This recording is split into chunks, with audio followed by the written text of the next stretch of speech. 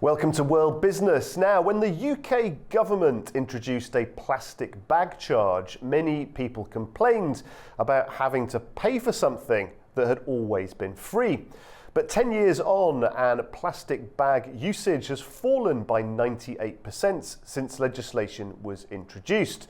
There's been a similar picture with single-use plastic straws, but now attention is turning to the plastic packaging that online retailers are using for deliveries. UK online orders used in excess of 941 million plastic bags, more than 1,790 every minute last year alone.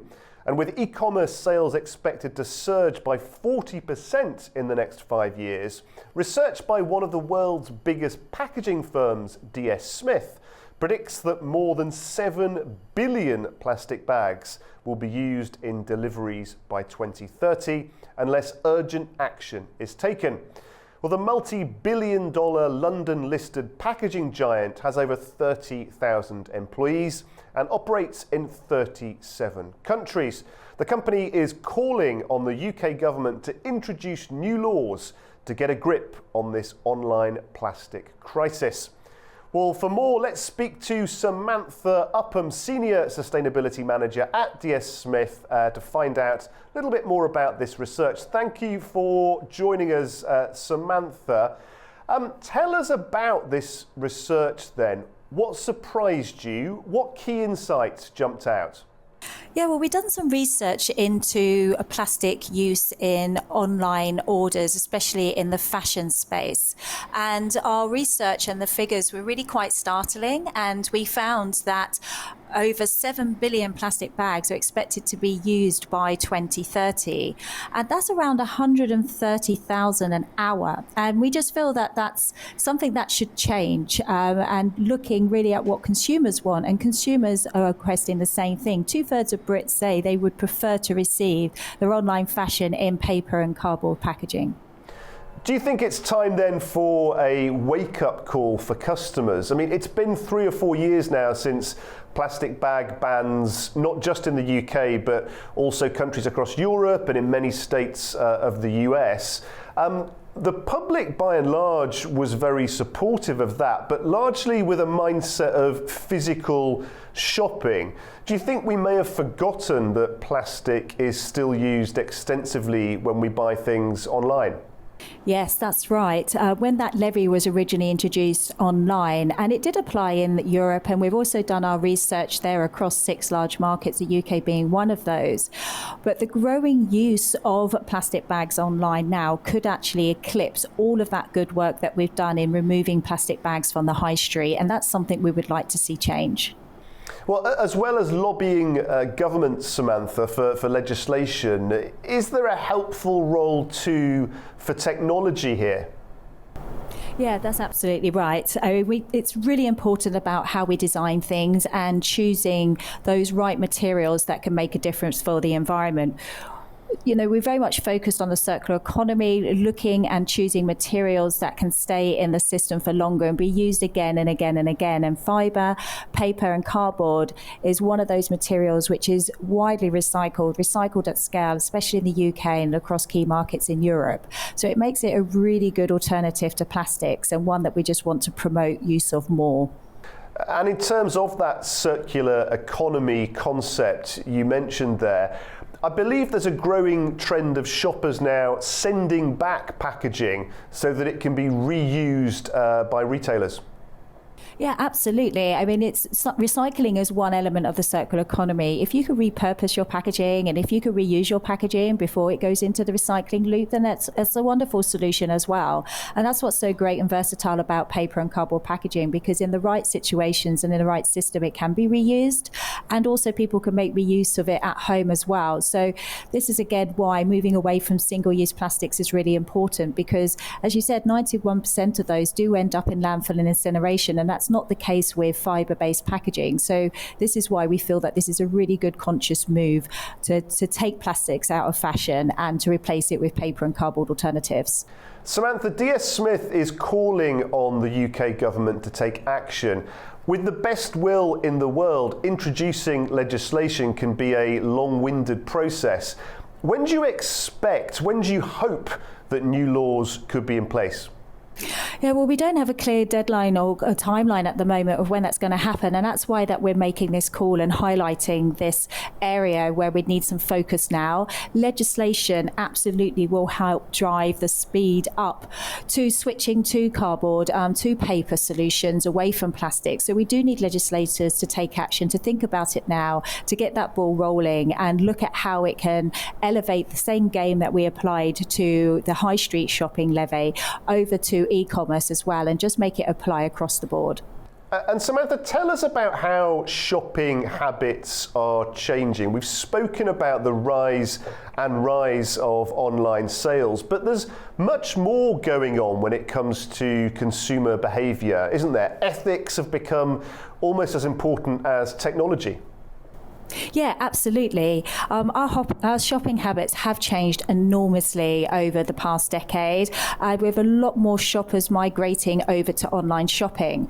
And we've really seen that increase a lot since COVID times as well, when we weren't able to go to the high street. So that's why now we're just seeing this lag from e-commerce retailers compared to high street retailers using more plastic bags. And that's why we'd really like to see the change. And I think consumer research for us especially has shown that consumers don't want plastics anymore. They want to move away from it. They want to be able to have a choice and to have a say in how their products are delivered. And we have seen this work really well. Zalando is a great example, have been using paper and cardboard packaging since 2020. The consumers really like it, and it demonstrates that it can be done and it can work successfully. Samantha Upham from DS Smith, thank you very much indeed for joining us on World Business. Thank you very much. Business news of a different kind now from this region. According to Forbes, Azerbaijan's climate and agricultural expertise have made it one of the world's most significant pomegranate producers. With rising international demand for pomegranates due to their health benefits and versatile uses, Azerbaijan has successfully positioned itself as a leader in the industry. Pomegranates, with their vibrant colours and nutrient-packed seeds, are gaining popularity in the health world. While they are considered an exotic fruit in the Western world, pomegranates have long been cherished in many cultures, particularly in Middle Eastern cuisines, and are beloved in countries like Turkey, India and Iran. For Azerbaijan, where the pomegranate is the national symbol, it stands out among other countries for its almost sacred approach to the fruit.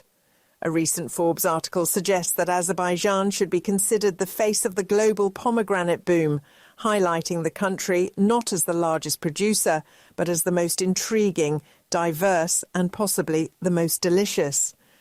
The country grows over 200 varieties, including 60 indigenous ones across 9 climatic zones, supported by centuries of traditional knowledge and cultural reverence for the fruit. This heritage is driving success as the Made in Azerbaijan label gains global recognition. In January 2025, Azerbaijan exported 2,278 tonnes of pomegranates, valued at $2.14 million, according to the Ministry of Agriculture.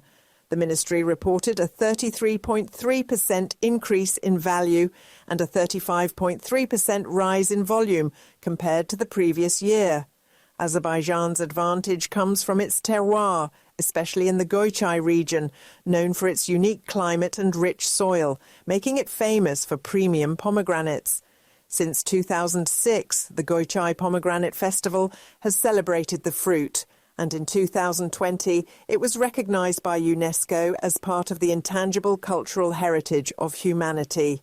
As global demand grows, projected to nearly double to $10.6 billion by 2033, countries with export capabilities are rushing to expand production. With climate change disrupts production in major regions, Azerbaijan's high-altitude, arid zones provide a stable environment for cultivating quality pomegranates, Leveraging this advantage, the country is not only increasing exports of fresh fruit, but also focusing on value-added products like extracts, juices and natural cosmetics.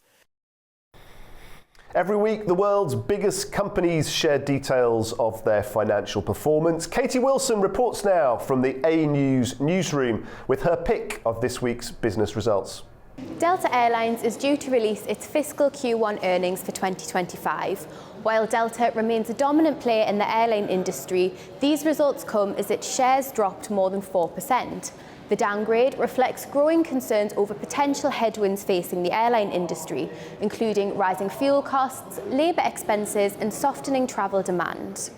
Now, if you've ordered any beauty products or protein powders over the internet recently, chances are you've ordered them from THG. They're the company behind names like Look Fantastic and MyProtein. They're set to release their full year earnings for 2024, and despite inflation and a cost of living crisis in Europe, the beauty and nutrition sectors within their business are the ones that are holding strong. Despite many retailers moving away from the high street in recent years, Look Fantastic has launched its first physical concept store in Manchester last year. We're also expecting supermarket giant Tesco to announce its preliminary annual results for this financial year. It comes as Tesco enjoyed a 4.1% rise in underlying UK sales for the key Christmas trading period, winning market share from rivals. Tesco, whose shares are up 23% over the last year, has benefited from a strategy of matching the prices of discount supermarket Aldi on some products and the popularity of its Club Card loyalty scheme, which provides lower prices for members.